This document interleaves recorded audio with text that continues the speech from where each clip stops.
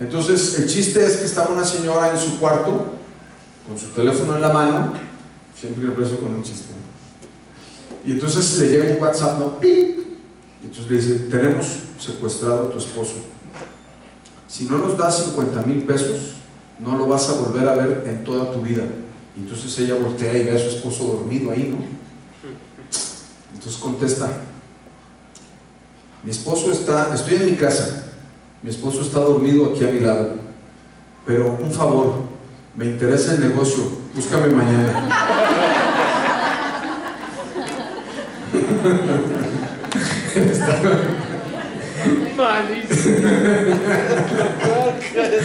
Bueno, hace 15 días estuve compartiendo un tema que se llamó la fe que vence todo temor. Y de repente, cuando nos preparamos para una predicación, el Espíritu Santo habla a través de nuestra vida. Y entonces, en algún momento del tema, yo hablé de que había vivido una crisis en el 2010 y de que Sara en algún momento me había exhortado y me había gritado y me había con amor dicho: ya estoy harta de que todo el día te quejas. Entonces yo estaba compartiendo esto aquí y fue como una ola que lancé y me regresó en ese momento. Y entonces como que dije: wow, ¿cómo pudo ser que pude haber estado en esa etapa en mi vida tan sumergido, tan envuelto en la queja sin darme cuenta? Entonces durante 4 meses me quejé mucho, muchísimo. Y te tengo una mala noticia: el hecho de quejarme no cambió nada, no arregló nada. Entonces Sara, la verdad, un día me exhortó de una manera fuerte, se paró enfrente de mí y me dijo: ya estoy harta, todo el día te quejas en la mañana, te quejas en la tarde, te quejas en la noche, ya, se acabó la crisis, se acabó la queja, no aguanto más. Y como que fue algo que me sacudió muy fuerte, y entonces dije: pues se me hace que sí, ya tengo que hacer algo al respecto. Y meditando en esto, desarrollé este tema porque pienso que la suma de la queja produce amargura. Queja más queja más queja más queja igual a amargura. Y sin darnos cuenta, y te voy a hablar mucho de lo que me ha pasado en mi vida, caemos en una rutina y siento que tal vez de 3 pensamientos que tenemos los seres humanos, tal vez 2 sean negativos y 1 sea positivo. Y tendemos de repente a quejarnos por todo. Nos quejamos porque llueve, nos quejamos porque sale el sol, nos quejamos porque hay tráfico. Y si te estás quejando porque hay tráfico, quiere decir que vas arriba de un carro. Y hay gente que se tiene que transportar caminando 2 kilómetros o 2 horas caminando para llegar a un lugar. Y nos quejamos del país, de todo. Hablo mucho de mí. Se puede identificar a lo mejor. Entonces, me di cuenta que también la suma de la gratitud produce libertad e independencia. Cuando yo tengo una actitud de gratitud en mi vida, cuando yo estoy conforme, cuando yo estoy contento, cuando yo estoy agradecido, entonces vivo con libertad, vivo con independencia. Y al final del día, todos los días que tú y yo nos levantamos, decidimos si vamos a vivir con gratitud o si vamos a vivir con queja, consciente o inconscientemente, y esto se convierte en nuestro estilo de vida. Y entonces de repente puedes ver a gente muy amargada o a gente que está muy contenta, independientemente de su situación que esté viviendo en ese momento. La situación no tiene nada que ver. Claro, la situación nos afecta, hay algunos que estamos pasando pruebas más difíciles que otros, pero al final del día tú y yo vamos a decidir si queremos quejarnos o queremos vivir con gratitud. Y eso es lo que va a hacer que nuestra vida sea de tal manera. Algunos de los frutos que producen en nosotros la queja, que yo me di cuenta en mi vida: cuando yo me quejo, empieza el desánimo. Cuando yo me quejo, me empiezo a sentir culpable de diferentes cosas. No sirvo para esto, no soy un buen papá, no esto, entonces, la economía, y no soy un buen empresario, y no soy un buen líder, y etcétera, etcétera, etcétera. Y luego empieza la conmiseración. No, pues pobre de mí. No, pues pobre de mí.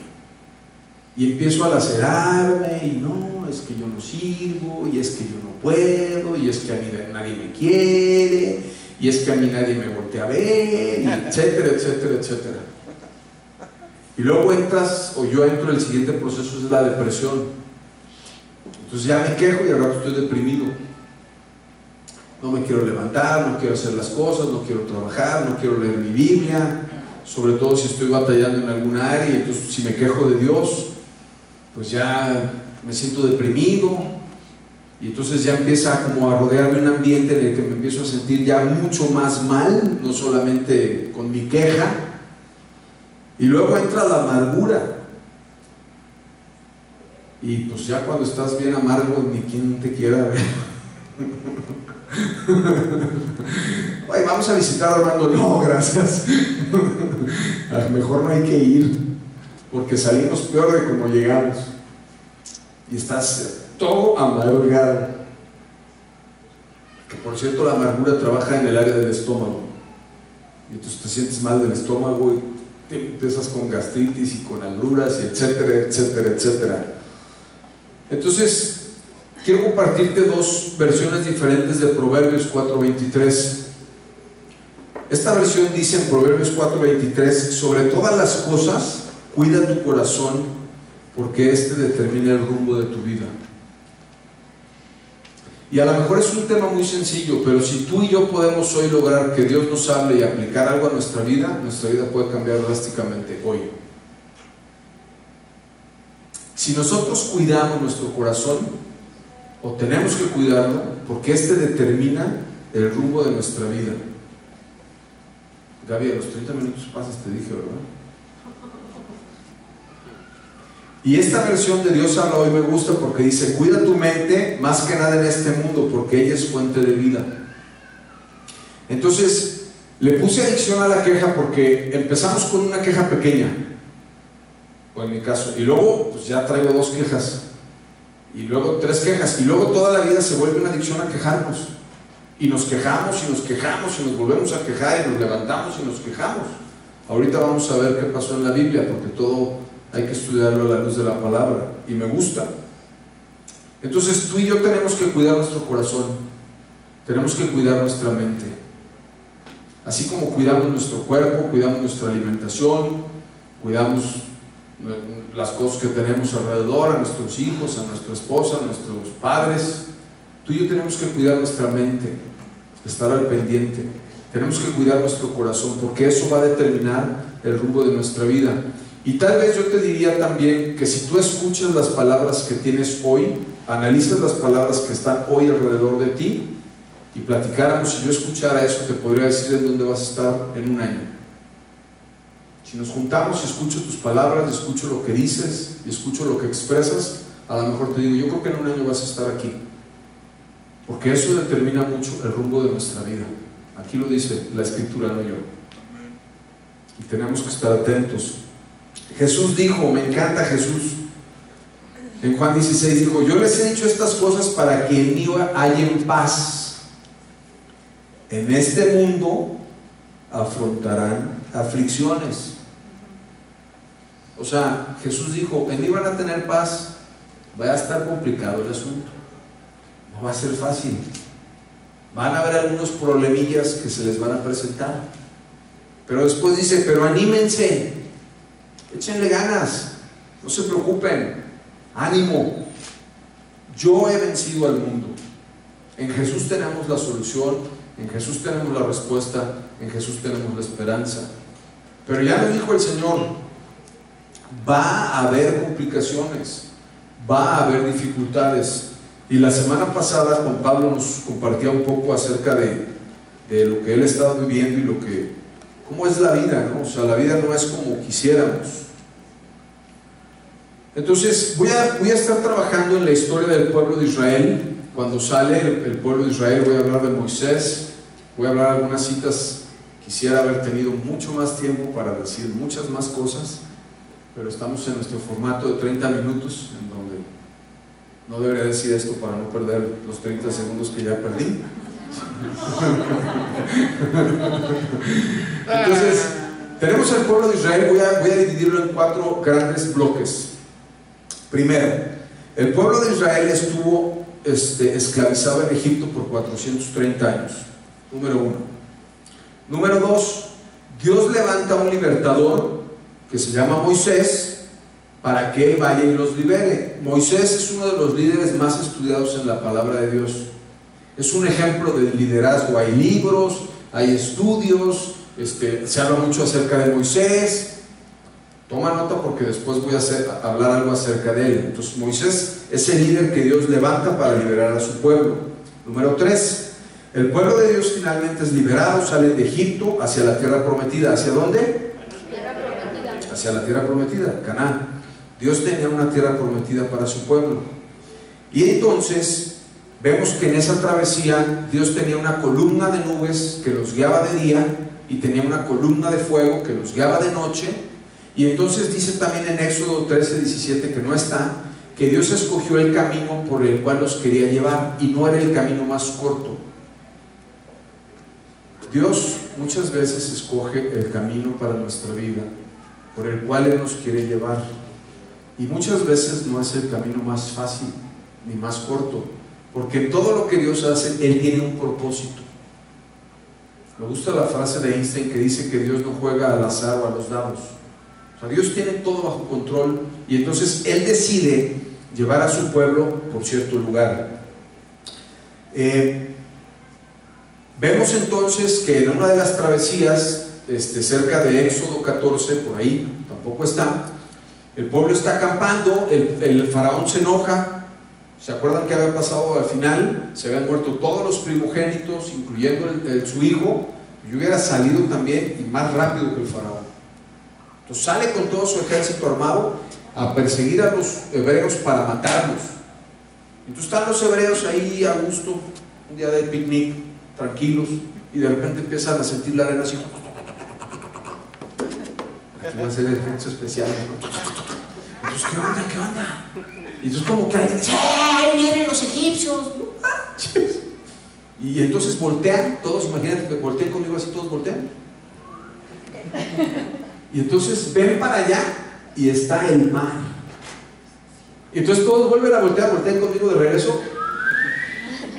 Y ahí viene el ejército armado. Oh, pues yo me hubiera muerto de un infarto. ¿Qué es lo que digo? Digo, el avión no se va a caer, pero me siento a veces tan asustado que no me vaya a morir de un infarto. Ahora les platico lo que me pasó ayer al aterrizar. ¿Me acuerdan? Al final se entiende. Entonces Dios hace otra vez un milagro increíble. Le dice a Moisés, estira tu bastón, se abre el mar.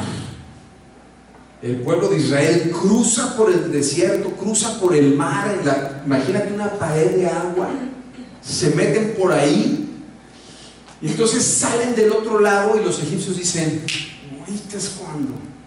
Se meten en el mar y dice la palabra que no quedó uno solo vivo.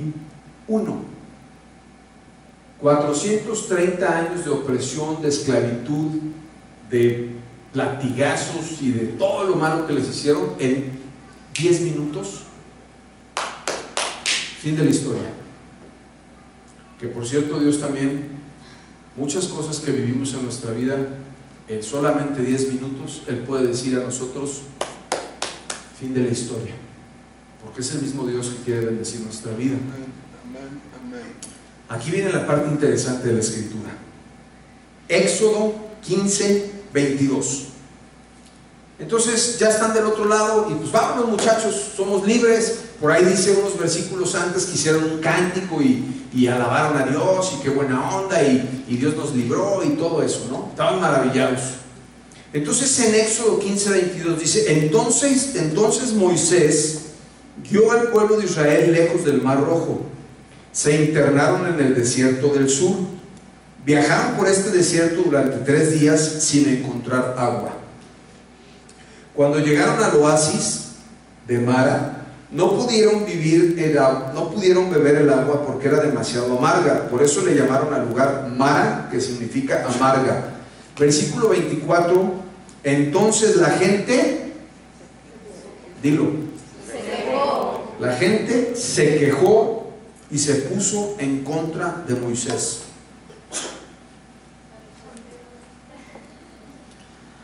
Estuve estudiando muchísimo todo este asunto de números, Éxodo y luego Levítico y luego sigue Números. Entonces es una palabra fuertísima para mí. Hace cuenta que me echaran una cubeta de agua fría así. A ver, ¿cómo? Acaban de pasar, Dios abrió el mar. Yo creo que todos del otro lado habían dicho, nosotros vamos a ser pastores, todos. ¿No? Que yo abriera el hotel ahorita en dos aquí así. Imagínate, yo creo que todos quisieran ser pastores.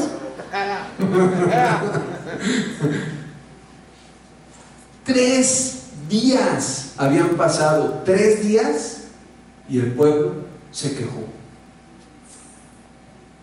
Y a mí me fascina porque yo me identifico con esta escritura. Porque Dios ha hecho milagros en mi vida, ha hecho prodigios, ha hecho portentos, ha hecho señales, igual que en tu vida. Pero la queja es algo que nos acompaña constantemente, que nos merma, que nos desgasta, que el propósito que tiene es que nos separemos de nuestra relación y nuestra comunión con Cristo. Y entonces, el desierto es un lugar terrible y devastador para vivir.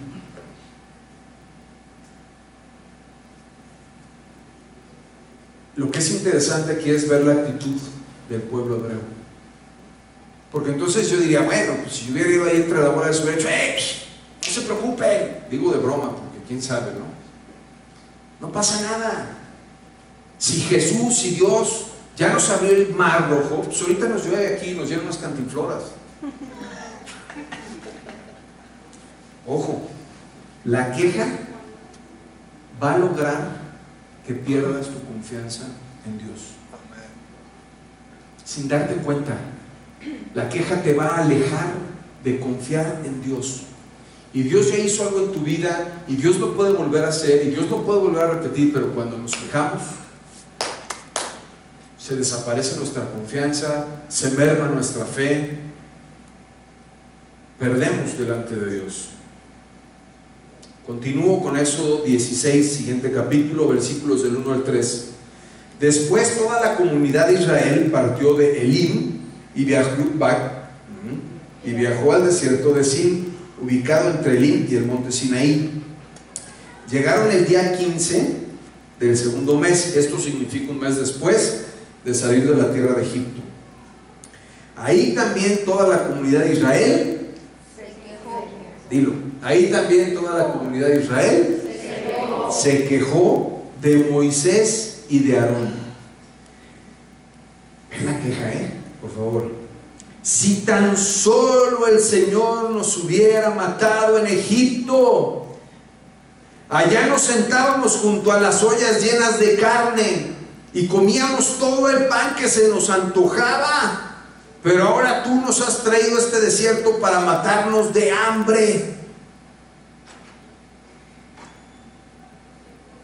Empezamos la historia diciendo que Dios sacó a su pueblo porque los iba a llevar ¿a dónde? A la tierra prometida.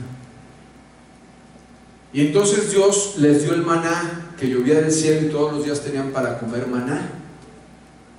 Pero ¿qué crees? Que ellos querían ir al Chirrón Stockade. Y pienso en mi vida que Nunca jamás debemos quejarnos porque Dios nos dé de comer. Se me hace como el nivel de ingratitud más grande que puede haber. Pero ahí está el pueblo de Israel quejándose otra vez. Un mes después, y ellos protestaban. Y entonces, cuando la queja se apodera de nuestra vida, también nos hace ver un cuadro diferente, nos hace ver otra que no es la realidad.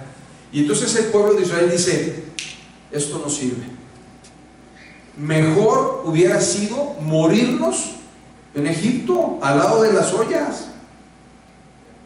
Ponga atención a lo que te voy a decir. Dios tiene un cuadro para tu vida, no está completo y no lo podemos ver. Tenemos que confiar en lo que Dios quiere hacer en nuestra vida. Y que mi mujer ponga su celular en vibrador también. Ahí así le puedo decir. Dios tiene un cuadro completo para nuestra vida. A veces estamos en un lugar determinado, en un momento determinado, en un desierto, y pensamos: mejor es morir.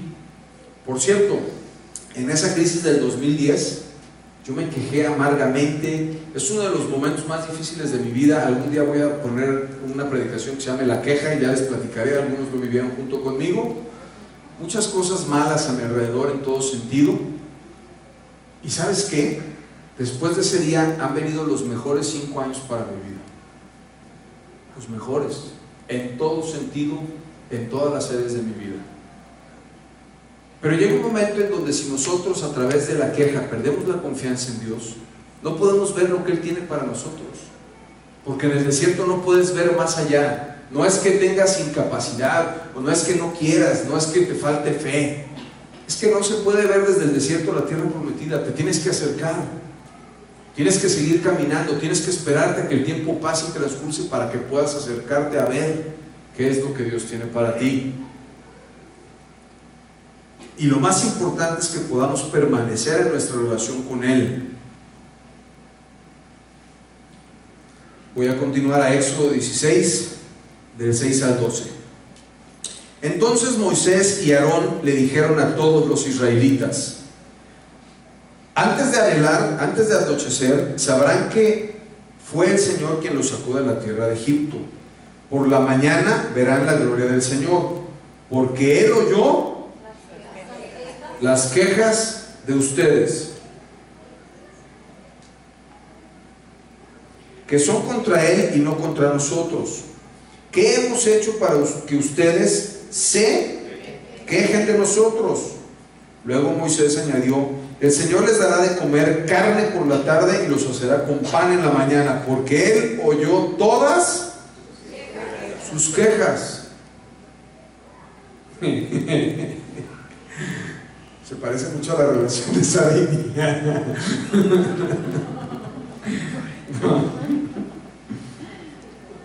Parece una relación natural, ¿no? ¿Cierto? Yo me quejo, tú te quejas, me vuelvo a quejar, luego te quejas, nos quejamos. ¿Qué hemos hecho nosotros? Así que las quejas de ustedes son contra el Señor y no contra nosotros. Después Moisés le dijo a Aarón: anuncia lo siguiente a toda la comunidad de Israel: preséntense ante el Señor, porque Él ha oído sus quejas.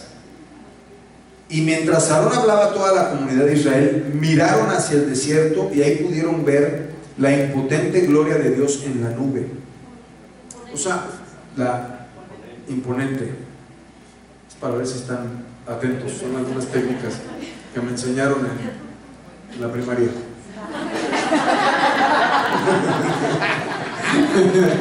Los chistes los aprendí en la secundaria. Es increíble. El pueblo de Israel, o sea, están quejándose y salen a quejarse. ¡Queremos comer! Y entonces Aarón les dice: pues tranquilos, ya les vamos a dar de comer. Y ahí está la columna de la nube de Dios.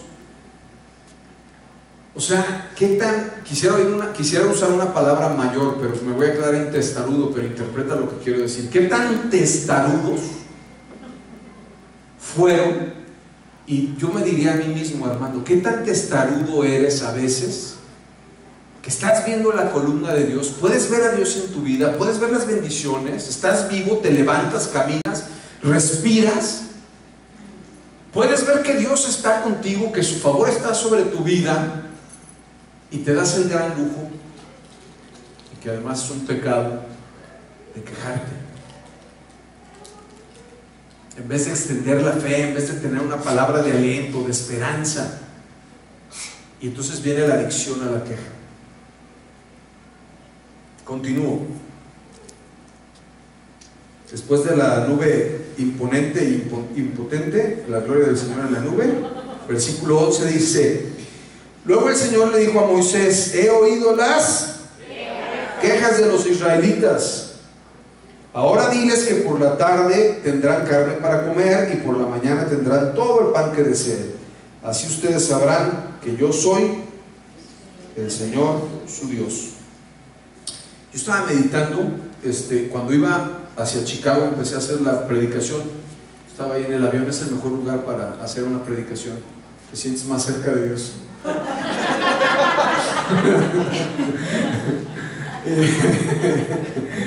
Y entonces yo decía, ¿cómo quiero que Dios me escuche? ¿Qué es lo que quiero que Dios escuche de mí? Yo he escuchado sus quejas, pero en ningún momento dice Dios: oye, gracias que me dijeron, ¡hey, Señor! ¡Abriste el mar! ¡Chido! ¡Qué buena onda eres! Oye, cayó comida, ¡qué buena onda! No tuve nada que hacer y hoy comí. Aparte estaban todos atléticos porque esa comida era sana. Nosotros echamos una hamburguesa y nos sale por acá, ¿no? ¡Pum! Apenas en TikTok. Dice la palabra que no se enfermaban. Yo hago mis presupuestos cada año, cada mes, y ahora ya tengo una partida dentro de mi presupuesto que dice medicinas. Me gasto como 3,000 pesos al mes de medicinas. No se les descomponía el calzado, no se les hacía viejo ni la vestidura. O sea, tenis Nike para toda la vida.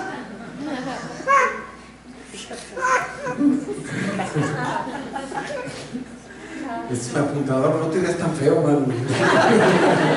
Me distraes. ¿Y sabes qué? Tú y yo tenemos techo, tenemos ropa, tenemos comida, tenemos quien nos abrace, quien nos apapache, tenemos una iglesia a la que podemos venir, a la que podemos alabar a Dios. Tenemos muchísimas cosas. ¿Qué es lo que tú y yo queremos que Dios escuche de nosotros? ¿Nuestra queja o nuestra gratitud? Entonces, imagínate, yo esos 4 meses me quejé todos los días, en la mañana, mediodía, en la noche. Dios creo que quiere escuchar nuestra gratitud. Yo soy papá y los que somos papás sabemos que los hijos se quejan, pero ¿qué nos pone más contentos? ¿Un abrazo de agradecimiento o una queja porque no fue suficiente? Sabemos cuál es el corazón del Padre. Continúo. Por cierto, Dios les dio tanta carne que dice la Escritura que comieron tanta carne que se les salió hasta por la nariz. Eso dice la Biblia. Y yo decía, ¿qué será mejor? ¿Que mis caprichos se me salgan por la nariz? ¿O realmente reconocer a Dios y darle las gracias por las cosas que tengo? Creo que eso puede hacer que mi vida sea muy diferente. Éxodo 17, del 1 al 3. Por orden del Señor, toda la comunidad de Israel partió al desierto del Sin y anduvo en otro lugar. Finalmente acamparon en Refidim. Si tienes algunas ideas de algunos nombres para tu negocio o alguna cosa, ahí puedes encontrar algunos. Pero ahí no había agua para que el pueblo viviera, así que el pueblo volvió. Esta queja me llamó la atención. Este es otro nivel de queja ya. Hasta como está escrito en la palabra, dice: danos agua para beber. Reclamaron. Entonces Moisés ya estaba un poquito, digamos que un poco cansado, ¿no? Ese día. Y les dice: cállense. Ya me tienen hasta la coronilla. No piensen mal, por favor. Entonces, llegó otra queja mayor. Y yo digo, bueno, ¿que no les había pasado eso ya? Y a través de la vara de Moisés, ellos le pegó a la roca y salió agua dulce. La queja aumenta en nuestra vida, por eso le puse adicción. Entonces va siendo mayor y mayor, y nos quejamos más, y estamos más amargados, y se nos sale más el monstruo, y entonces nos quejamos más. Y cuando no damos un espacio para que la gratitud entre a nuestra vida, nuestra queja sigue aumentando y aumentando y aumentando. Y yo pensaba, ¿no? Esta queja es como si yo orara y dijera, Señor, ¿qué onda, mano? Tengo 6 meses orando para comprar un carro y no me lo has dado. ¿Qué onda contigo? Tengo tanto tiempo orando por un novio y por una novia y pues tampoco. ¿Y sabes qué? Tengo orando para que me den un trabajo y no lo consigo. Y ponle el nombre de la cosa o de la historia que te esté pasando en tu vida. Qué lento soy para predicar. Es que ya viene mi ayudante a decirme que tengo que acabar. Bueno, voy a hacer entonces la parte 2.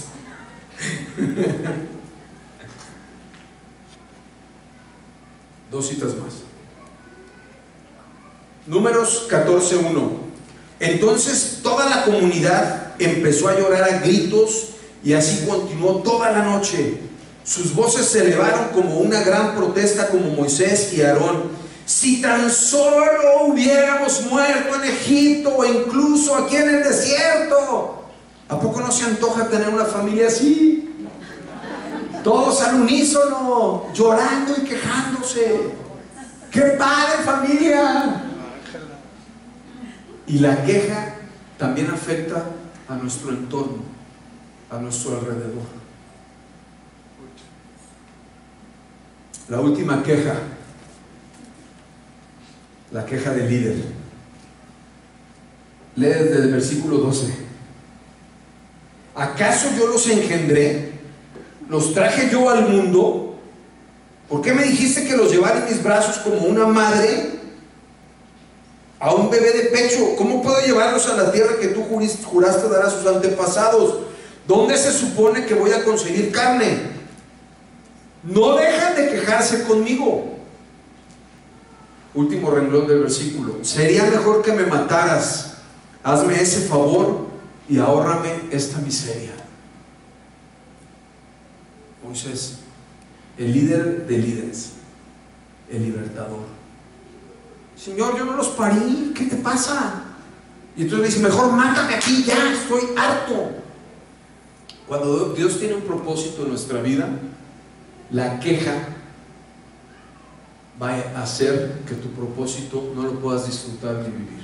Tú y yo tenemos un propósito, Dios nos creó con un propósito, y la queja va a estorbarnos para que podamos disfrutarlo. Y aquí puse esto, apréndete esta frase: un líder no tiene lugar para la queja. Esto debe ser parte de nuestra cultura de iglesia, y todos somos líderes, en la casa, en el negocio, en el grupo de amigos, en la familia, en la ciudad, manejando. En la vida de un líder, en la vida de un hijo de Dios, no puede haber lugar para la queja. Y a veces cuando hacemos una predicación decimos, bueno, les voy a dar 3 puntos para arreglar esto, y ya sabes, ¿no?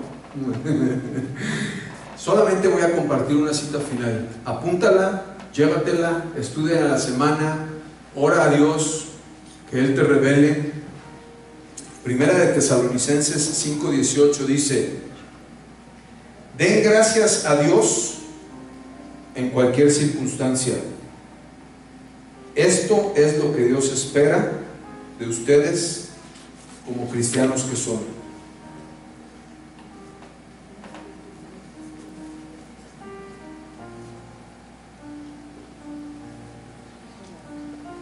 Quisiera orar, terminar. Cierra tus ojos si quieres en el lugar en el que estás, Y tengo algunas reflexiones para compartir al final y orar.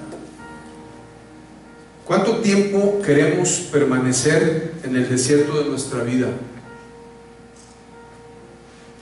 Porque la queja va a dejarnos ahí. ¿Cuántas listas de peticiones tenemos?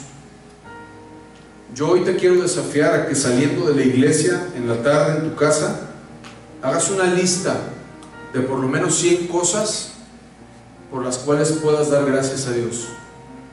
Te quiero desafiar con eso para ti, no para que la publiques en el Face. Si la quieres publicar, públicala, pero hazla para que veas lo bueno que ha sido con Dios contigo en tu vida hasta este momento.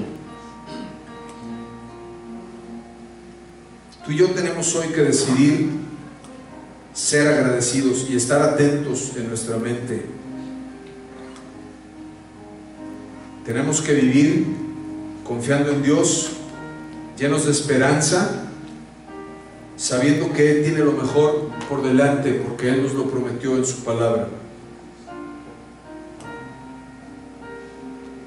Y tenemos que recordar esta verdad. Aquellos que escogemos la queja y la murmuración como estilo de vida, pasarán sus días en el desierto. Si tú hoy estás aquí por primera vez, me gustaría decirte que Jesús ha pagado en la cruz por tus pecados y por tu libertad. Y quisiera invitarte a que, si nunca has decidido entregarle tu vida, lo puedas hacer en este momento, en tu lugar. Puedes repetir en tu mente y decirle: Señor, te doy gracias por mi vida. Sé que moriste en la cruz y que tienes lo mejor por delante para mí. Si estás batallando con algo en este momento, entrégalo en sus manos. Y puedes decirle: Señor, yo te acepto hoy como el Señor de mi vida. Cámbiame y transfórmame. Y quisiera orar por los demás. Si en esta mañana Dios te ha hablado, si crees que hay algo en donde todavía estás quejándote, yo quiero decirte que el enemigo puede ganar terreno en tu vida, en tu mente y en tu corazón, y que el carácter de Cristo, cuando lo bofetearon, fue poner la otra mejilla. Su ejemplo de vida es muy diferente al ejemplo que tenemos en el mundo, y Él quiere que vivamos llenos de gozo, de felicidad, de contentamiento. A lo mejor estás pasando una situación difícil, probablemente una enfermedad terminal también puede ser. Aún en esos momentos, dice la Biblia que nadie puede añadir un día más a su vida. No sabemos el día que el Señor nos llame. Mientras tanto, tú y yo tenemos que decidir confiar en Él y vivir con alegría, con gozo, con agradecimiento.